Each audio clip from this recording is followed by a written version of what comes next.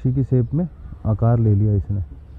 तो रात को तो ऐसा लगता है कि जैसे ये फेस हो, बट अभी फ़िलहाल ऐसा कुछ दिख लग नहीं रहा मुझे।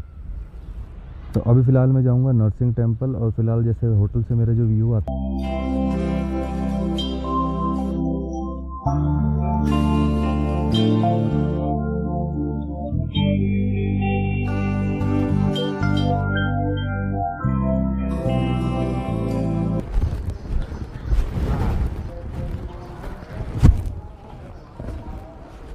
अपनी लाइफ का बेस्ट मोमेंट जीते हुए, कभी सोचा नहीं था कि ये पल आएगा, तो आज आया है। ऐसी बात नहीं है।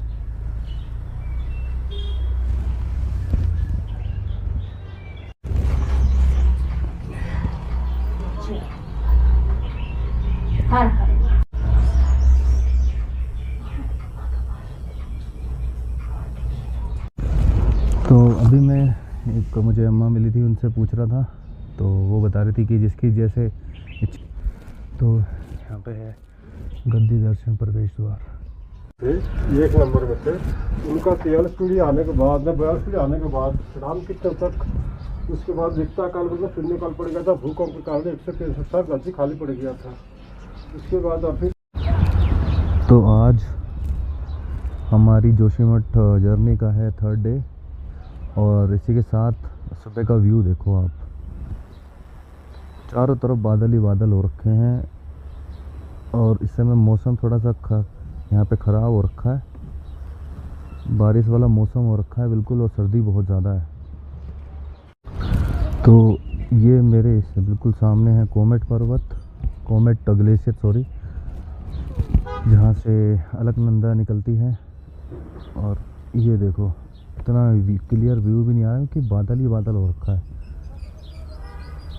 मैं सोच रहा था कि अभी जाऊंगा फ़िलहाल मैं यहाँ से तपोवन और भविष्य बद्री, बट मौसम इतना ख़राब है ना कि सूरज भी और बादल पूरा बहुत ज़्यादा बादल हो रखे हैं, तो हल्की हल्की बूंदें भी पड़ रही हैं, तो लग नहीं पा रहा है कि हो पाएगा पॉसिबल। और मेरे बिल्कुल सामने ये जो दिख रहा है पर्वत, इसका नाम है हाथी पर्वत। तो ये जो इसका यहाँ पे फ्रंट है बिल्कुल हाथी जैसा दिखता है।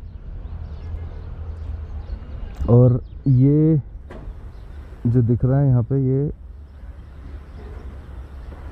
तो ये वाला क्या है, यहाँ पे लोग मानते हैं, जो बड़े बूढ़े हैं वो कहते हैं कि यहाँ पे कभी कोई महिला आई थी, लेडीज़ आई थी, और ये उसी की शेप में आकार ले लिया इसने। तो रात को तो ऐसा लगता है कि जैसे ये फेस हो, बट अभी फ़िलहाल ऐसा कुछ दिख लग नहीं रहा मुझे। तो अभी फ़िलहाल मैं जाऊंगा नरसिंह टेम्पल, और फ़िलहाल जैसे होटल से मेरा जो व्यू आता है, तो ये मार्केट है कुछ इस तरीके से, और यहाँ से मैं जाऊंगा, एक रास्ता मेरा वहाँ से आता है, जैसे वो ट्रैक्टर जा रहा है तो वहाँ से वो गाड़ियाँ जा रही हैं, तो एक रास्ता वो जाता है, वो तो बाइक लेके मैं वहाँ से जा सकता हूँ, बट अगर मुझे पैदल जाना है तो मैं यहाँ से जाऊँगा, और यहाँ से बीच में से एक रास्ता कटता है, और वो मुश्किल से 400 मीटर के लिए है। तो 400 मीटर चलने के बाद वहाँ पे नरसिंह टेम्पल है, और मेरे जस्ट पीछे है शंकराचार्य जी का मठ, ज्योतिर्मठ। तो यहाँ से ये भी वॉकिंग डिस्टेंस पे है। तो फिर नरसिंह टेम्पल के बाद मैं ज्योतिर्मठ जाऊँगा, और फिर उसके बाद देखते हैं, अगर मौसम ठीक रहता है तो जाते हैं, अदरवाइज़ आज का प्रोग्राम कैंसिल करना पड़ेगा।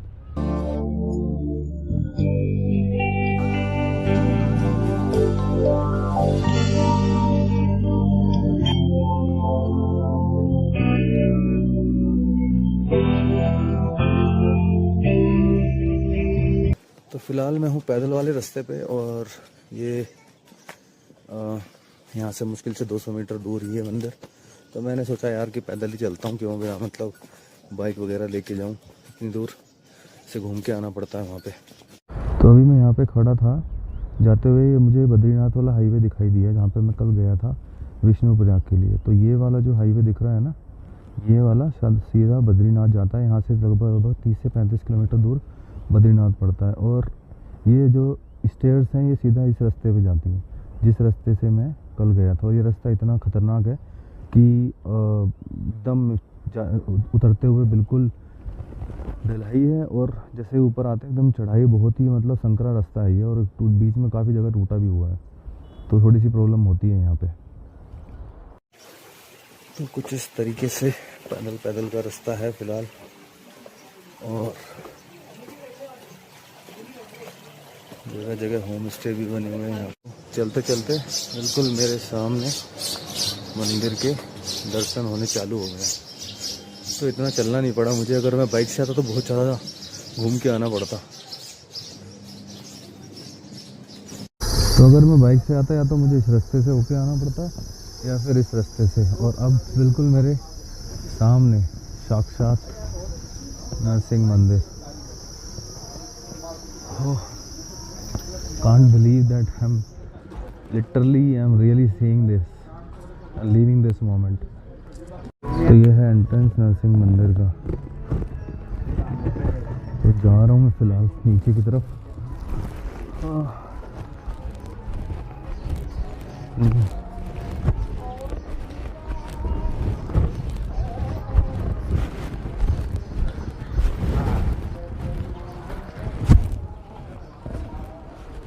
अपनी लाइफ का बेस्ट मोमेंट जीते हुए, कभी सोचा नहीं था कि ये पल आएगा, तो आज आया है।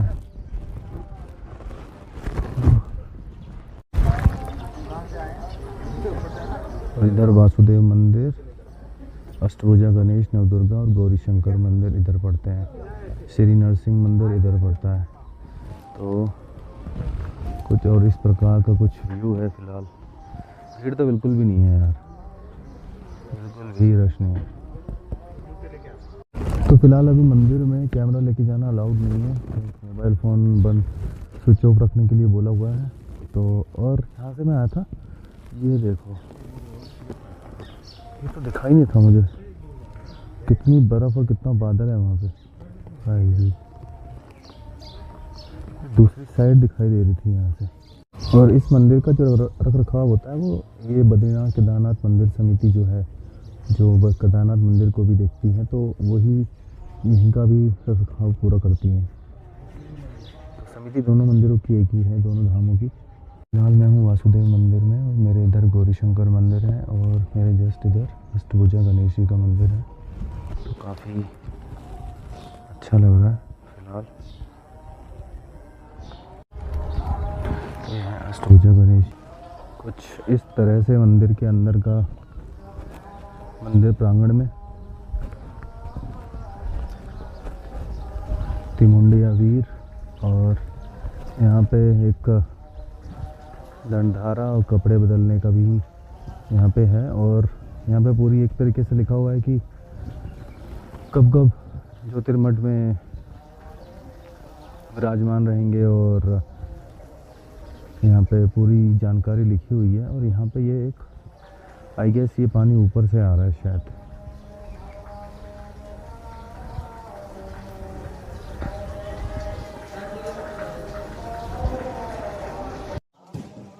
तो किसी को पूजा वगैरह करवानी हो उसके लिए यहाँ पे पूरी जानकारी है। और साथ में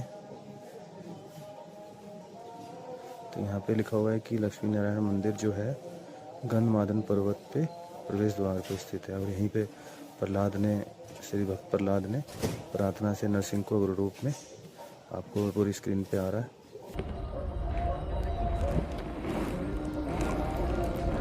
look at the serenity, look at the मंदिर टेम्पल। और बहुत ही प्यारी मूर्ति थी, बट उन्होंने क्या है कि पूरे तरीके से अच्छे से सजा रखी है, तो वो अच्छे से देख नहीं पाते। और फिर उनकी 23 तारीख से कपाट खुल रहे हैं, तो इसलिए उससे पहले पूरी तैयारी हो जाएगी। तो रथ यात्रा के थ्रू कोई छोटी मोटी होती है, तो उसके थ्रू जाएंगे ये। तो पंडित जी से मैंने पूछा था, तो उन्होंने कहा था कि 20 को ही वो चले जाएंगे यहाँ से। तो फिर बद्रीनाथ जी पे ही ये आपको मिलेंगे।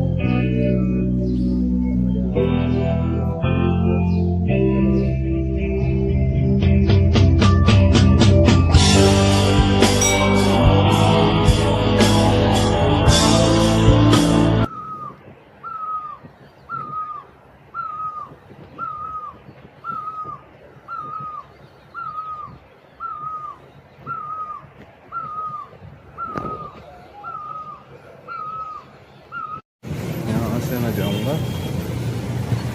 ज्योतिर्मठ आपके गांधी।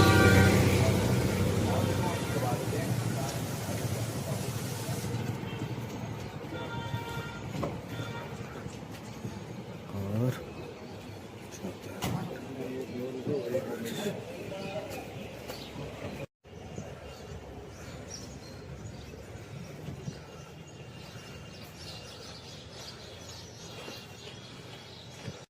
ज्योतिर्मठ की तरफ चलते ही शुरू में सबसे पहले हनुमान जी का मंदिर है और है हनुमान जी, और फिर चलते हैं आगे की तरफ। ये रास्ता पूरा नारायण नारायण नारायण है। और ये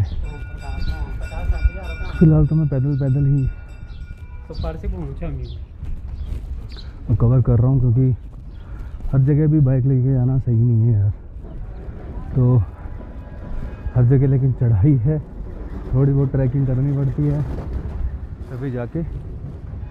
तो आगे शंकराचार्य श्री स्वामी वासुदेवानंद जी का और ये ज्योतिर्मठ बद्रिका आश्रम।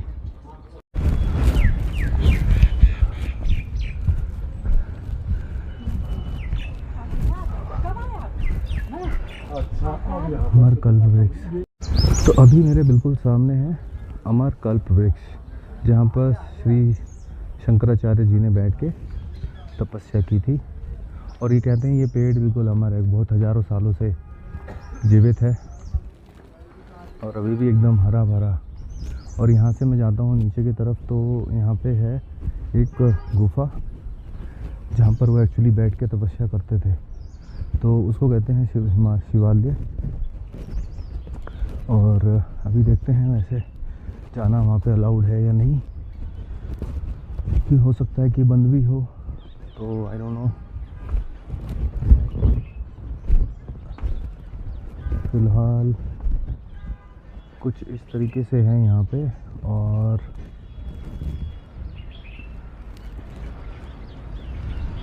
तो चलते हैं कल्प वृक्ष के पास ऊपर।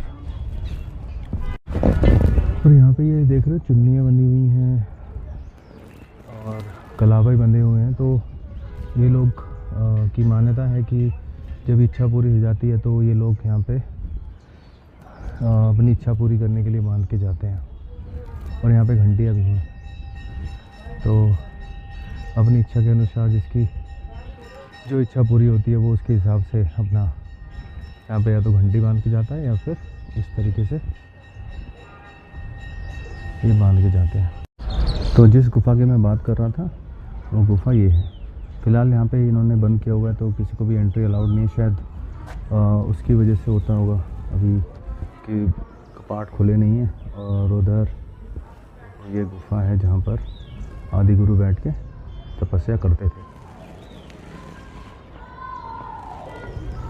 तो ये कुछ अपने आप में ही एक अद्भुत चीज़ें हैं जिस पे विश्वास किया भी जा सकता है और विश्वास नहीं भी, लेकिन एक जो शांति है यहाँ पर वो। और ये पूरे मंदिर का जो सौंदर्यीकरण है वो एनटीपीसी संभालती है फ़िलहाल। तो ये कुछ अच्छी इन्फॉर्मेशन यहाँ पे है, आप इसकी स्टॉप करके पढ़ सकते हैं। इसमें ये लिखा हुआ है कि शंकर जी बाद में शंकराचार्य के रूप में प्रसिद्ध हुए थे जब 2500 वर्ष पूर्व। तो अब इतना पुराना ये कल्प वृक्ष हो सकता है कि मंदिर में प्रवेश करते ही यहाँ पर नंदी जी हैं। और ये है हमारा कल्प वृक्ष कुछ इस प्रकार वो लगता है। वाकई में बहुत टाइम से एक माता जी पूजा है पे बहुत मान्यता है लोकल लोगों में, काफ़ी दूर दूर से भी लोग आते हैं, ऐसी बात नहीं है।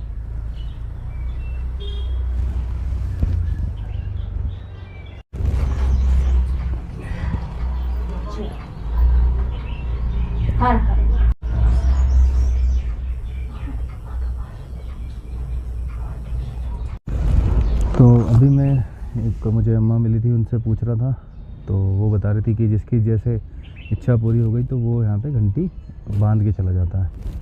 तो बहुत ही अद्भुत है यार ये अपने आप में। और ये वृक्ष ये वाकई में ही अद्भुत है।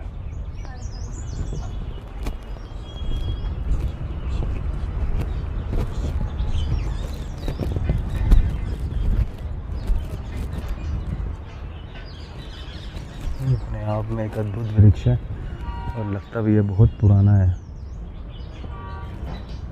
तो फिलहाल मैं जा रहा हूँ जहाँ पर शंकराचार्य जी की गद्दी है, या यूँ कहूँ कि वो असली मठ वही है जहाँ पर वो रहते थे और विश्राम करते थे।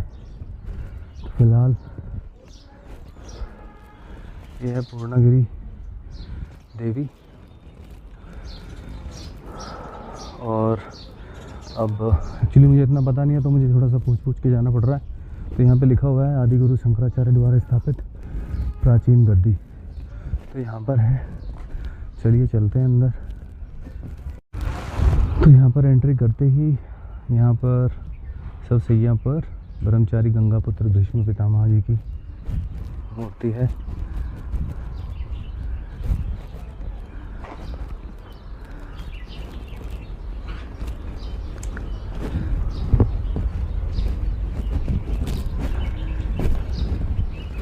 संकट मोचन मंदिर श्री हनुमान जी। तो ये फ़ायदा होता है अकेले आने का ना, सोलो राइड वगैरह करने का, कि लोग मिलते हैं, उनसे बात करने का मौका मिलता है। तो अभी मैं फ़िलहाल श्री शंकराचार्य जी की जो गद्दी है, जो आश्रम है जहाँ पे वो रहा करते थे, वहाँ पर आ चुका हूँ। और जस्ट एंट्री करते ही यहाँ पर शिव जी की बहुत बड़ी प्रतिमा, और चलते हैं अंदर की तरफ, देखते हैं। तो फिलहाल अभी जो शंकराचार्य जी का मेन आश्रम है वो प्रयागराज में शिफ्ट हो गया है। तो यहाँ पे है गद्दी दर्शन प्रवेश द्वार। एक नंबर में थे। उनका 43 पीढ़ी आने के बाद, 42 पीढ़ी आने के बाद राम कितने तक, उसके बाद रिक्ता काल मतलब शून्य काल पड़ गया था। भूकंप के कारण 163 साल गलती खाली पड़ गया था। उसके बाद अभी 43 पीढ़ी चल रहा है अभी।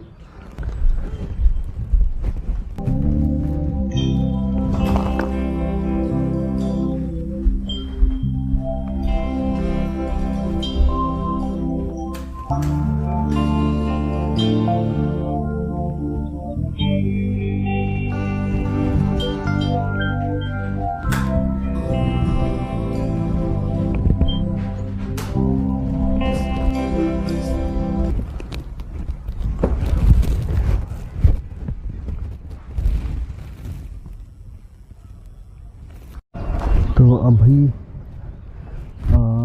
श्री शंकराचार्य जी के मठ के भी मैंने दर्शन कर लिए हैं। फ़िलहाल लेटेस्ट अपडेट ये है कि मौसम थोड़ा सा खुशगवार हुआ है, यहाँ पर थोड़ा खुला है, लेकिन हल्की हल्की बूंदाबांदी अभी भी चली रही है। मेरा शंकराचार्य जी का जो मठ था वो भी आना हो गया है, और उनकी गद्दी भी मैंने देख ली है, उनके दर्शन भी कर लिए हैं। तो फ़िलहाल अब मैं जा रहा हूँ होटल की तरफ, और फिर वहाँ से मैं निकलता हूँ अपनी बाइक लेकर तपोवन और भविष्य बद्री की तरफ। अगर मौसम ठीक रहता है तपोवन तक तो भविष्य बद्री की रिस्क लेंगे, otherwise it should be avoided and then we should return to the hotel. सो आज का दिन ऐसा लगता है कि जैसे जोशीमठ में ही होने वाला है, और फिर कल मॉर्निंग में यहाँ से मूव करेंगे आगे की तरफ। फ़िलहाल अगर वीडियो अच्छी लगी हो तो प्लीज़ लाइक और सब्सक्राइब कर देना यार। और ऊपर चढ़ने में और नीचे उतरने में बहुत मेहनत लगती है, और खासकर वीडियो एडिटिंग करने में। तो अच्छी लगे तो video please like and subscribe.